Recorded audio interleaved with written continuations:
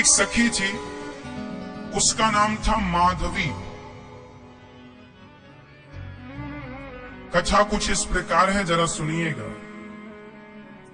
ये जी महाराज। मीरा का पूर्व चरित्र है। मीरा का नाम जानते हो ना, मीराबाई। मीरा जी इस कलयुग में आई और उन्होंने गिरधर गोपाल की पूजा की। तो ये मीरा कौन थी, क्यों इन्हें आना पड़ा, तो कथा सुनिएगा भक्तों। ये जो मीराबाई है ना, ये पिछले जन्म में जब भगवान श्री कृष्ण लीला कर रहे थे, तब जी महाराज।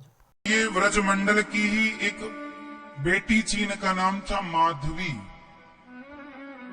संयोग से इनका विवाह वृंदावन में हुआ था, और जिस लड़के से विवाह हुआ था वो भगवान श्री कृष्ण के ग्वाल वालों में ही एक लड़का था, नाम था सुंदर।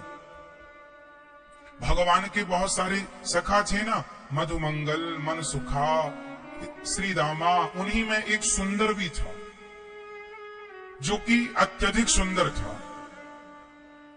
उसका विवाह माधवी का इस सुंदर नाम के लड़के से हुआ। विवाह तो हो गया, पर विदा नहीं हुई। क्यों ऐसा क्यों महाराज? विदा होने में थोड़ा विलंब था। पहले शादी हो जाती थी, विदा बाद में होती थी। जब विदा होने लगी तो माधवी की मां ने समझाया कि बेटी सुन, तू वृंदावन में ब्याही गई है, वहां पर एक कृष्ण कन्हैया नाम का लड़का रहता है, देख। जी। तू किसी भी प्रकार से उसे देखना मत, क्योंकि यदि तूने उसे देख लिया तो माधवी की मां ने सुना था कि कन्हैया को जो देख लेता है वो कन्हैया में खो जाता है, आकर्षित हो जाता है। तो माधवी की मां समझा रही थी कि कहीं मेरी बेटी कन्हैया पर आकर्षित ना हो जाए, और यदि ये उस कन्हैया पर आकर्षित हो जाएगी तो इसका पातिव्रत धर्म नष्ट हो जाएगा। अच्छा, माधवी की मां को यह पता नहीं था कि ये कृष्ण भगवान है। वो कृष्ण को एक सामान्य पुरुष मानती थी। ये जानती थी कि बहुत सुंदर है, जो देखता है मोहित हो जाता है। जी फिर महाराज? उन्हें लगा कहीं मेरी बेटी ना मोहित हो जाए, और नारियों के लिए तो शोभायमान नहीं है वो अपने पति को छोड़ के किसी और पुरुष को ना देखे, यही तो सिखाया जाता है, और बात भी सही है। पर माधवी की मां को यह बिल्कुल पता नहीं था कि ये कृष्ण भगवान है। वो तो सामान्य बालक समझकर माधवी को उपदेश करने लगी कि तू कभी इस पुरुष को ना देखना। मां ने समझाया, माधवी समझ गई। उस समय माधवी भी कोई ज्यादा उम्र थी नहीं, बच्ची ही थी। चली, सुंदर आया और अपनी दुल्हन को लेकर चला। सुंदर मतलब कृष्ण का सखा और माधवी का पति।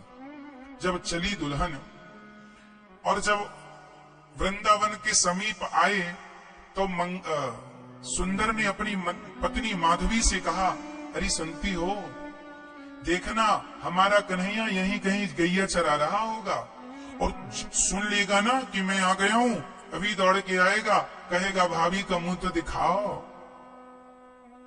तभी सच्ची वहां पर भगवान की गैया नजर आई, और भगवान दौड़े दौड़े आए। अरे सुंदर, तू आ गया दुल्हन लेके, अरे सुंदर सुंदर आया। और सुंदर उस समय लगभग 16 साल का बालक था, और भगवान की उम्र उस समय लगभग 7.5 वर्ष की थी। फिर महाराज? तो सुंदर ने भगवान को गले लगाया, भगवान ने भी सुंदर को गले लगाया। भगवान ने कहा, सुंदर बहू ले आया, हमें भी तो नेक भाभी को दर्शन कराए दे। तो सुंदर बोलियो कि लाला मैं तो का दर्शन कराऊं, तेरी तो भाभी है, तू ही जाके देख ले। तो भगवान गए कहां पर, उस समय वो चलता था ना डोली, तो डोली के पास गए तो भगवान ने पर्दा हटाया। पर्दा हटा के कहा, भाभी, ओ भाभी, मुंह तो दिखाओ। चूंकि माधवी की मां ने कहा था कि तू कृष्ण नाम के पुरुष को देखना मत, तो माधवी ने अपना मुंह ढक लिया पूरा और अपने हाथ पांव को भी बिल्कुल कपड़ों से ऐसे ढका कि जरा सा भी शरीर ना दिखाई पड़ जाए, और मुंह ढक लिया। भगवान ने जाकर कहा, भाभी मुंह तो दिखा दो, भाभी ने मुंह तो दिखा। बड़ी सुंदर आवाज माधवी के कानों में चली गई, पर माधवी ने कोई उत्तर ना दिया, ना मुंह दिखाया। भगवान समझ गए कुछ गड़बड़ है। भगवान ने कहा, अच्छा भाभी तो सुनो, आज हम मुंह देखने आए हैं, नहीं दिखा रही हो, अब तुम सदा हमारा मुंह देखने को तरसोगी। ये कह के भगवान वहां से वापस आ गए। फिर क्या हुआ महाराज? माधवी अपने ससुराल मतलब वृंदावन आ गई, और भगवान भी वृंदावन थे, वहीं से आना जाना। जब भी भगवान की आहट सुनती तो माधवी अपना मुंह ढक लेती कि नजर ना पड़ जाए। माँ ने कहा था कि तुम कन्हैया को मत देखना। जब भी सुंदर अपने कन्हैया की बातें करे तो माधवी इग्नोर कर देती, कोई बात ना सुनती। सुंदर को भी लगा मेरी पत्नी कैसी है, श्याम सुंदर की बातें तो ना करती है ना सुनती है, कोई बात नहीं। अच्छा, माधवी बड़ी सुंदर थी। तो एक दिन माधवी की सास माधवी को लेके नंद भवन गई और यशोदा माता के पास लेके गई। माँ आशीर्वाद दो, बहू आई है। माधवी बैठी थी, तभी भगवान आ गए और भगवान ने कहा, माँ बड़ी भूख लगी है, कुछ खाने को दो। माँ ने कहा, अच्छा लाला खाने को देती हूँ, तू बैठ। तभी भगवान ने कहा, मैया ये घर में बहू आई है, किसकी बहू है? माँ ने कहा, बेटा सुंदर की बहू है। भगवान समझ गए सुंदर की बहू तो वही है। तुरंत भगवान भाग गए, क्योंकि कहा था भगवान ने कि तू ही मेरा मुंह देखने को तड़पेगी, तरसेगी, मैं नहीं देखूंगा। मैं बुला रहा था तब तो तू देखी नहीं। चले गए।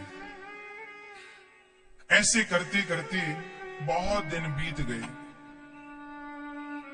एक दिन क्या हुआ, जब इंद्र ने मूसलाधार पानी बरसाया, पूरे ब्रजमंडल में पानी बरसा, तब भगवान से सारे ब्रजवासियों ने कहा कि हमारी रक्षा करो। तब भगवान ने गोवर्धन उठाया, और जब गोवर्धन उठाया तो सब उस गोवर्धन की तलहटी पर आए, तो माधवी भी आई, क्योंकि जान तो सबको बचानी थी। सब अपना घर द्वार छोड़ छोड़ के सब उस गोवर्धन की तलहटी पर आए। जब सबने वहां आकर शांति पाई, तो उस समय जब भगवान ने पहाड़ उठाया ना, तो शाम हो चुकी थी, रात्रि को कुछ दिखाई पड़ा नहीं। माधवी पूरी रात ये सोचती रही कि हे भगवान, इतना बड़ा पहाड़, एक बूंद अंदर पानी नहीं, ये पहाड़ उठा कैसे? सवेरा हुआ, सूर्य भगवान की पहली किरण आई, उसी क्षण माधवी ने अपनी नजर घुमाई कि कौन है ये, कौन है ये। जब नजर घूमती घूमती घूमती ऊपर पड़ी तो वहां पर भगवान की उंगली नजर आई।